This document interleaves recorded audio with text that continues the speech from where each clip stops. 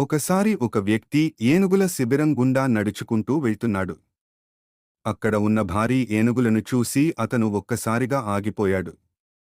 ఎందుకంటే ఆ ఏనుగులను బంధించడానికి ఇనుప గొలుసులుగాని పెద్ద పంజరాలుగాని లేవు. వాటి కాలికి కేవలం ఒక చిన్న తాడు మాత్రమే కట్టి ఉంది.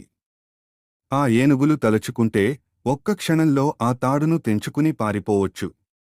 కాని అవి ఎందుకో ఆ ప్రయత్నం చేయడం లేదు.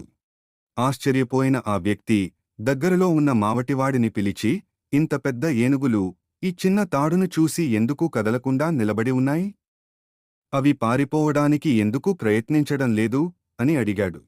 అప్పుడు ఆ మావటివాడు నవ్వి ఇలా చెప్పాడు, అయ్యా, ఈ ఏనుగులు చిన్న పిల్లలుగా ఉన్నప్పుడు కూడా మేము ఇదే తాడుతో కట్టేవాళ్లం.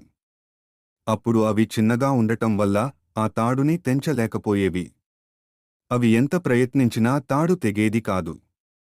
దాంతో ఈ తాడును మనం ఎప్పటికీ తెంచలేము అనే నమ్మకం వాటి మనసులో బలంగా నాటుకుపోయింది.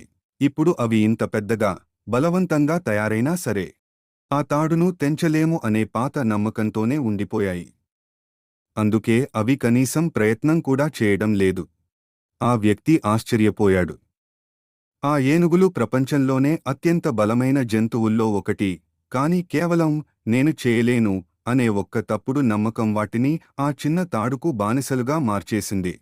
నీ బలం నీ శరీరంలో కాదు, నీ నమ్మకంలో ఉంటుంది. చాలాసార్లు మనం కూడా ఆ ఏనుగులాగే ప్రవర్తిస్తాము.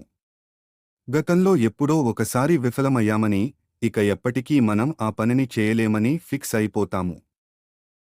ఎవరో అన్నారని లేదా ఒకసారి ఓడిపోయామని మన సామర్థ్యాన్ని తక్కువ అంచనా వేసుకుంటాము. లోకం మిమ్మల్ని ఆపడం లేదు. మీలోని నేను చేయలేను అనే ఆలోచనే మిమ్మల్ని ఆపుతోంది. ఆ మానసికమైన తాడును తెంచండి. విజయం మీ సొంతమవుతుంది.